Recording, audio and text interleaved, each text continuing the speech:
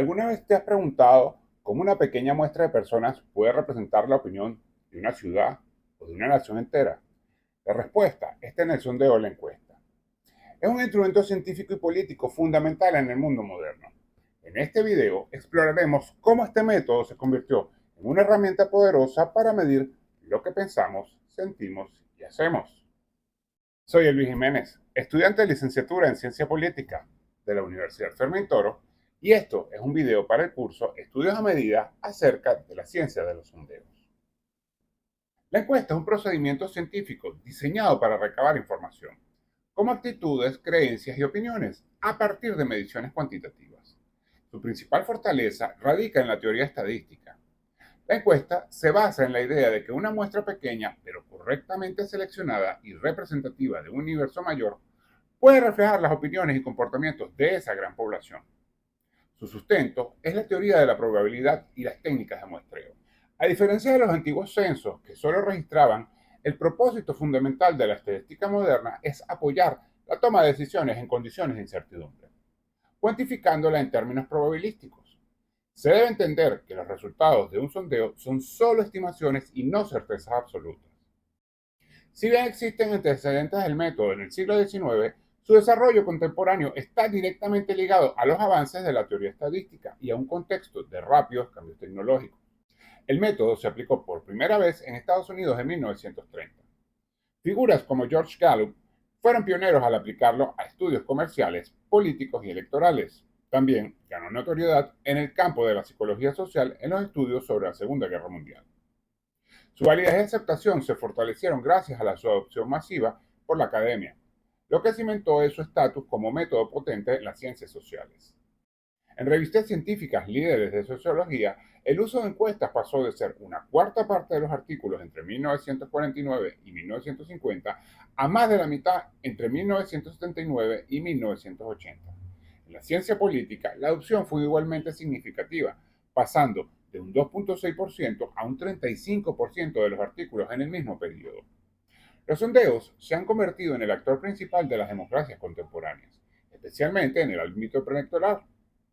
Esto se asocia al auge de nuevas formas de participación mediatizadas y el gran componente mediático que impone los profundos cambios tecnológicos.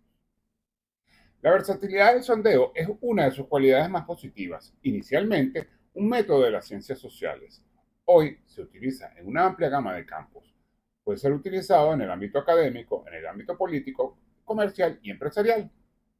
En la ciencia política se utiliza para estudiar la opinión pública y las preferencias electorales. En el campo del desarrollo social y económico, las encuestas de impacto son utilizadas por instituciones como las microfinancieras para obtener información estadísticamente válida sobre los cambios en la vida de sus clientes, demostrando el impacto real de sus programas. Una de las principales aplicaciones del sondeo es la medición de variables complejas que no son directamente observables. En esto, ¿qué se mide? Pues se mide principalmente las actitudes, las creencias y las opiniones. Una actitud es una organización de creencias relativamente duraderas en torno a un objeto o situación que predispone a una persona a reaccionar de una manera determinada. También se mide el comportamiento o la conducta. El sondeo registra las acciones y conductas electorales. Es importante destacar que las actitudes son inferencias hipotéticas. Por ello, no son solo un indicador de la conducta, no la conducta misma. ¿Y cómo se mide esto? Esto se mide con escalas, que son los instrumentos a modo de pruebas psicológicas o conjuntos de preguntas, que se usan frecuentemente para la medición de actitudes. Las técnicas más conocidas para medir actitudes por escalas son la escala de Likert, que utiliza una serie de proposiciones para cubrir el continuo de una actitud, desde el polo positivo al polo negativo.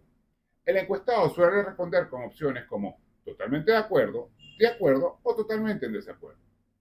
Otra de las escalas sería el diferencial semántico. Mide las diferencias en el significado que tienen uno o más conceptos para distintas personas usando un conjunto de adjetivos polares, ejemplo, bueno, malo, fuerte, débil, entre otros. Otra de las escalas es la escala de Goodman o el escalograma. Su propósito principal es medir la unidimensionalidad de una actitud, es decir, asegurarse que solo se está midiendo una dimensión o variable. Desde sus raíces en la teoría de probabilidades hasta su adopción en las más diversas disciplinas, el sondeo es una herramienta que, si se aplica con rigor técnico, nos ofrece una aproximación valiosa y necesaria para comprender la compleja realidad social, política y comercial de nuestro tiempo.